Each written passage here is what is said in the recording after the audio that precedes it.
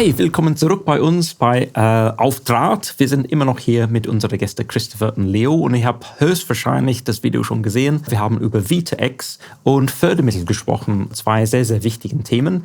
Grund dafür ist auf der erste Thema V2X, das ist eine komplexe Technologie, was über Jahre hinweg entwickelt worden ist und wofür man viel Geld braucht, wenn man irgendwas im Hardware-Bereich anbieten möchte. Und auf der anderen Seite braucht man dann hilfreiche Freunde wie Christopher, der ans Fördermittel kommen können und wissen, wie man es beantragt. Aber ich wollte für euch ein paar weitere Themen in diesem Bereich eingehen, damit wir Sachen ansprechen können, wofür wir keine Zeit in der Hauptsendung hatten. Zuerst für dich, Leo, eine kurze Frage. Wir haben über V2X gesprochen. Wir haben gesagt, die sind so unabhängige Knoten, die an zum Beispiel Ampelanlagen angehängt sind. Und damit, ich habe im Auto ein V2X-Hardware, sprich mit der Ampelanlage. Ich sehe, wenn es bald grün wird oder wie lange es noch rot bleibt. Die Feuerwehr zum Beispiel sind auch ausgestattet und können melden, ja, ich bin mit Blaulicht unterwegs, bitte mir eine grüne Welle geben. Aber was wir nicht angesprochen haben, sind die Verkehrsteilnehmer, die nicht mit Rädern unterwegs sind, nämlich die Fußgänger zum Beispiel oder vielleicht die nicht elektrisierte Verkehrsmittel wie normale Fahrräder.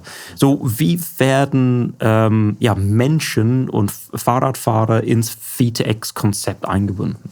Ja, auch dafür, Stuart, gibt es Lösungen. Und zwar arbeiten wir zum Beispiel mit Sensorherstellern zusammen, womit wir mit Hilfe deren Sensorik einen digitalen Zwilling an einer Kreuzung zum Beispiel erzeugen können. Ja. Es gibt zum Beispiel Wärmebildkameras, womit wir erfassen können, wo sind Fahrradfahrer, wo sind Fußgänger, wie bewegen die sich. All diese Daten können wir bekommen und in der Roadside Unit dann in einen digitalen Zwilling verwandeln und das Ganze dann aussenden. Und andere Verkehrsteilnehmer vor Ort, ein LKW zum Beispiel, der beim Rechtsabbiegen ist, informieren, Vorsicht, da ist ein Fahrradfahrer in einem toten Winkel, oder ihm auch eine direkte Warnmeldung geben, jetzt bremsen, weil jetzt wird's kritisch. Ja. Das heißt, mit Hilfe von Sensorik können wir auch nicht V2X-fähige Fußgänger erfassen und dann in die V2X-Welt überführen quasi. Ja.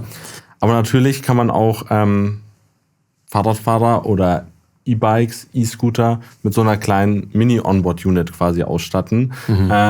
Auch da gibt es Ideen, Gespräche in diese Richtung, sodass sie selber aktiv dann an diesem Geschehen teilnehmen, kommunizieren und selber auch mitteilen können, ich bin hier in dieser Position und lieber Bus, fahr mich jetzt nicht um. Ja, hier besonders in Deutschland ist der Datenschutz ein höchstes Gebot. Ja. Niemand möchte erkannt werden mittels Kamera und so weiter. Wie können Fußgänger sicher sein, dass der Video von einer Kreuzung nicht für andere Zwecke benutzt wird? Ja. Wie ich eben gerade gesagt habe, wir arbeiten zum Beispiel mit einer Firma zusammen, die Wärmebildkameras. Da werden schon keine personenbezogenen Daten. Da ist das vom Datenschutzkonzept, von der Auflösung von den Bildern so, du erkennst gar nicht. Du erkennst, dass es eine Person ist, kannst aber nicht sagen, ob es Christopher, Leo oder Stuart ist. Zusätzlich werden diese Bilder meistens gar nicht irgendwo hingeschickt, sondern werden direkt in so einem Sensor verarbeitet. Ja. Und es kommt am Ende nur das Ergebnis raus. Zum Beispiel, da ist ein Fußgänger, der an der Position ist und in die Richtung sich mit der Geschwindigkeit bewegt. Ja, so man muss auch vielleicht auch kurz erklären, mit einer Wärmebildkamera sieht man nur Wärme. Ja. Das ist, man sieht Nasen, Augen, Mund unbedingt. Das ist sehr, sehr verschwommen in der Regel. Und da kommt wieder KI zu Einsatz. Ne? Das ist nur, ich habe einen Mensch erkannt und der Mensch selber, ein Bild vom Mensch wird dann nicht zwischengespeichert. Genau. Ja, genau. Die andere Frage, die ich hatte, habe ich gerade vergessen. Aber vielleicht zum Thema Datenschutz, weil das könnte auch ein sehr interessantes Thema sein beim Thema V2X. Da entstehen sehr viele Daten. Da werden senden Fahrzeuge, wenn sie standardkonform Informationen aussenden, bis zu 10-mal die Sekunde ihre Position aus, sagen, ich bin ein PKW, ich bin ein LKW, ich bin ein Bus und fahre mit der Geschwindigkeit in die Richtung. Da können auch Informationen drin sein, mein Blinker ist aktiv, ich beschleunige gerade so schnell, ich bremse gerade. Aber all diese Daten sind anonymisiert. Und das ist nichts anderes als das, was man als Mensch quasi, als Fahrer von anderen Fahrzeugen beobachtet, nur auf die digitale Welt übertragen. Es ist dann so, dass diese ganzen V2X-Meldungen spezielle IDs haben, aber auch diese IDs werden durchrotiert, es wird ständig gewechselt, sodass, wenn Leo heute hier vorbeifährt und morgen wieder hier entlang fährt, nicht erkennbar ist, dass das dasselbe Auto, dieselbe Onboard-Unit ist. Und damit Leo zum Beispiel nicht einfach so eine Onboard-Unit, die er entwickelt hat, in sein Auto packt und auf eine Ampel zufährt und der sagt, hier, ich fahre mit Blaulicht und die Ampel mach mal grün, gibt es auch spezielle Security-Mechanismen. Es gibt so Zertifikate, die man haben muss. Es gibt einen speziellen Speicher auf der Onboard-Unit oder auch in der Roadside-Unit, wo diese Zertifikate abgelegt sind, wo spezielle Krypto-Algorithmen laufen. Und in diesen Zertifikaten stehen auch Berechtigungen drin. Okay. Das heißt, da ist wirklich geregelt, wer darf was senden. Selbst wenn ich das selber programmieren kann und sagen kann, jetzt sendest du aber Blaulicht, mein Zertifikat sagt, ich darf das gar nicht. Und dieses Zertifikat wird in der Regel dann von einer höheren Instanz, einem PKI-Server, Public Key Infrastructure, wie wir es auch von Internetbrowsern heutzutage kennen, ausgestellt. Und es gibt dann auf EU-Level quasi Trustlist und vertrauenswürdige Plattformen, wo dann genau das geregelt wird, dass wie gesagt, Leo nicht einfach mit so einer Onboard-Unit die Ampel auf grün schaltet. Genau. Ich kann mich auch vorstellen mit dieser intelligenten Ampelanlagen, dass wir langsam besser erkennen können, wo die Unfall-Hotspots sind. Ist es auch gedacht, dass es erkannt werden kann und wo kommt solche Informationen an, damit es ausgewertet werden kann? Wie ich eben erklärt habe, wir arbeiten halt mit Sensorherstellern zusammen, integrieren das gemeinsam mit unserer Roadside-Unit zusammen. Wir haben aber auch eine eigene Cloud, wir haben eine Backend-Lösung. Diese Daten, die wir aussenden, um einen Bus oder einen LKW oder andere Verkehrsmittel zu informieren, Vorsicht, hier sind Fahrradfahrer, hier sind Fußgänger, können wir auch in unsere Cloud spielen und dort dann historisieren und Analysen drauf laufen lassen. Dafür haben wir spezielle Tools entwickelt, die auch mittels KI und Co. analysieren, wo sind Fußgänger, wo sind Fahrradfahrer, wie lang gelaufen, da dann genau erkennen können, okay, da ist sich ein PKW mit einem Fahrradfahrer sehr nahe gekommen oder da kreuzen sich sehr häufig die Fahrspuren und die Fahrbahnen und daraus ermitteln wir dann auch, wo sind Gefahren-Hotspots und können dann Städte und Kommunen frühzeitig informieren, achtet mal da an dieser Kreuzung drauf, weil da kommen die sich halt sehr nah, das ist eine gefährliche Situation. Ja. Vor der Aufnahme hast du mir ein paar Videos gezeigt, wie das tatsächlich umgesetzt ist und wie es so erleben ist im Auto, wenn man unterwegs ist. Es gab ein tolles Beispiel, wo es gibt ein Pannenauto auf der Autobahn und als ein VW zum Beispiel, der damit mit dem System ausgestattet ist, als wir ankommen, kriege ich eine Meldung. Aber was mich etwas Sorge bereitet, ist, ich bin im Auto unterwegs und dann alle 5 Minuten, alle 3 Minuten kriege ich eine Meldung und irgendwann bin ich so meldungblind. Ja, so, ist das auch irgendwo geregelt, berücksichtigt? Das ist berücksichtigt. Zum einen ist erstmal geregelt, wann darf ich überhaupt solche Warnmeldungen aussenden. Ja. Es ist im V2X-Standard beschrieben, welche Bedingungen erfüllt sein müssen, damit ich überhaupt eine Warnmeldung aussenden darf. Wie erkenne ich, dass ich überhaupt stehe? Wie erkenne ich, dass eine Tür geöffnet ist, dass ein Warnblinker aktiv ist? Welche Bedingungen müssen erfüllt sein? Dann darf ich erst diese Warnmeldung aussenden. Ja. Und dann ist es so, dass auf der Empfangsseite auch nochmal gefiltert wird. Liegt das Ereignis zum Beispiel vor mir, steht das Pannenfahrzeug oder das Einsatzfahrzeug, die Polizei vor mir, oder steht sie hinter mir oder in einer Nebenstraße, weil V2X empfängt erstmal alles, was in Reichweite ist. Da wird schon mal gefiltert, dann wird geguckt, fahre ich drauf zu, ist das in derselben Fahrtrichtung, kann ja auch sein, dass auf der Autobahn auf der anderen Fahrtseite jemand steht, sendet, liegt klar vor mir, aber nicht in meiner Fahrtrichtung, ist also gar nicht relevant, mich jetzt zu warnen. Da gibt es verschiedene Filter und da wird auch sehr behutsam mit umgegangen und das wird jetzt auch in den ersten Jahren des Ausrollens darauf geachtet, wenig zu warnen, jetzt nicht den Fahrer zu überfrachten und da wirklich die Algorithmik zu optimieren und zu gucken, dass ich mir sehr, sehr sicher bin, dass ich den Fahrer jetzt warnen muss.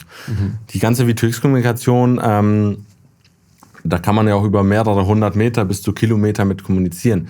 Auch da wird gefiltert, es braucht nicht jemanden zu warnen, dass da vorne jemand steht, 2 Kilometer vorher. Bis er wieder da ist, hat er es vielleicht schon wieder vergessen. Das heißt, auch da wird geguckt, dass ich rechtzeitig, in der Regel so 300-400 Meter vorher, den Fahrer erst warne und informiere, Vorsicht, da ist jemand, damit er dann reagieren kann. Genau. So eine letzte Frage zu V2X. Und es geht um die Funktechnik, die dahinter steckt. So, ich habe gehört, dass es zwei unterschiedliche Systeme gibt oder geben könnte. Eins ist so basierend oder liegt an 5G, diese Funkverbindung, die wir vom Handynetzen kennen. Und der andere ist so mehr Wi-Fi basierend. So, wo stehen wir gerade? Ja, es gibt da 2 Standards. Es gibt einmal das WLAN-basierte V2X, sogenanntes 802.11p, und es gibt das CV2X, aktuell im LTE, in Zukunft auch 5G-Technologie basierend. Zurzeit kann man sagen, in Europa ist es so, dass die WLAN-basierte Technologie sehr ausgereift ist, serienreif ist und auch schon zum Einsatz kommt. Die LTE und die 5G V2X-Kommunikation braucht wahrscheinlich noch ein bisschen. Und man wird sehen, wo sich das Ganze hinentwickelt. Was wir aber sehen und auch mit unseren Kunden und da, wo wir überall sehr aktiv sind, zumindest in Europa, findet sehr viel WLAN-basiertes V2X statt. Ja. Super, gut zu wissen. So, vielen Dank für die technische Einsichten zum V2X. Christopher, ich wollte auch kurz etwas tiefer das Thema so Fördermittel und so weiter und Considerate angehen. Also du hast Considerate nicht gegründet, um das Thema V2X abzudecken. Du hast diesen Kontakt zu Leo gehabt und entschieden, ja, wir nehmen euch unter unser Arm und fördern dich intern innerhalb der Firma. Arbeitest du auch mit anderen Gründe so zusammen, wenn die Fördermittel brauchen?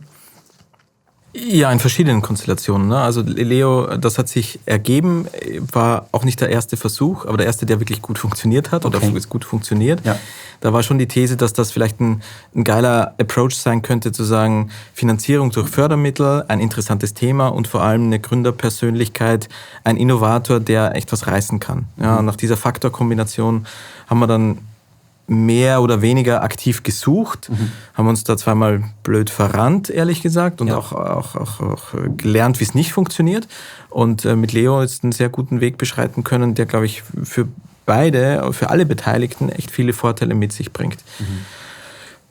Wir suchen aktuell nicht aktiv nach weiteren Ansätzen, die wir in gleicher Form wie Leos Thema jetzt voranbringen können, weil wir uns konzentrieren wollen. Ja, wir sehen, dass unser Fokus, unsere Energie reicht für die Themen, die wir machen, Fördermittelakquise für Unternehmen und das V2X-Thema. Und in der Form arbeiten wir mit anderen Gründern gerne zusammen, dass wir sagen, wir begleiten euch mit dem Thema Fördermittel, aber nicht zwingend in der Konstellation, dass das bei uns im Haus stattfinden muss. Ich rege das aber durchaus manchmal an bei Gründern, wo ich merke, das ist ein Thema, das in der bestehenden Gesellschaft, in der bestehenden Unternehmung gut weiterentwickelt werden könnte, bis es so eine gewisse Reife erreicht. Ja? Dann ist das schon, es ist schon nahe am Königsweg, ja, weil du hast viele Fragen, die sich sonst für den Gründer stellen, gibt es dann so nicht. So eine Basisfinanzierung ist relativ einfach herzustellen. Man braucht aber ein vertrauensvolles Umfeld, wo das möglich ist. Ne? Das hat nicht jeder im Zugriff, das ist mir auch klar. Und wenn jemand diese Sendung gesehen hat und denkt, Fördermittel könnte für mich in Frage kommen, wie können Sie sich an dich wenden? Wo können Sie sich mehr darüber informieren und so weiter? Also als Quellen würde ich empfehlen, in erster Linie mal gucken, gibt es für eure Themen Fördermittel, das lässt sich gut eruieren auf förder-finder.de. Förder mit OE, förder-finder.de. Eine wir nennen sie eigentlich sogar Förderfindmaschine, weil niemand möchte Fördermittel suchen, aber jeder möchte sie finden. Ja? Und dort kann man sein Schlagwort eingeben und dann ein paar Filter auch noch anwenden, in welchem Bundesland sitzt man zum Beispiel und sieht dann schon, gibt es für mein Thema, also wenn du dort nach künstlicher Intelligenz suchst, dann kriegst du 147 Treffer heute. Ja? das ist schon wieder zu viel. Ja? Das hilft, da musst du dann weiter filtern.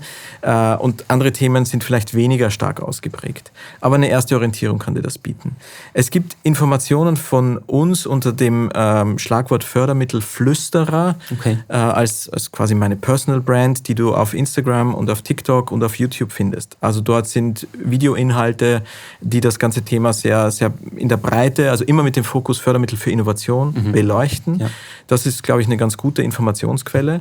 Ja. Ebenso auf LinkedIn, und dort findet man auch Zugang, so einen Fördermittelcheck mit uns zu machen. Also im Grunde einen Fragebogen auszufüllen und sagen, okay, das habe ich vor, das sind meine Rahmenbedingungen, gibt es da Fördermittel dafür? Und dann gibt es von uns eine Empfehlung, ob es Sinn macht, mit uns über eine Zusammenarbeit zu sprechen oder ob einer unserer Partner, die dann auf andere Schwerpunkte spezialisiert sind, da Hilfestellung leisten kann. Ja. Super. Danke für die extra Einsichten, das hat uns sehr geholfen. Danke an euch auch fürs Zuschauen, und hoffentlich hat es euch etwas weitergebracht. Diese zusätzliche Schnipsel, ich finde die sehr wichtig, weil dann können wir Themen angehen, die wir bei der Hauptteil nicht unbedingt so tief eingehen können. Und nicht vergessen, auf Draht bleiben.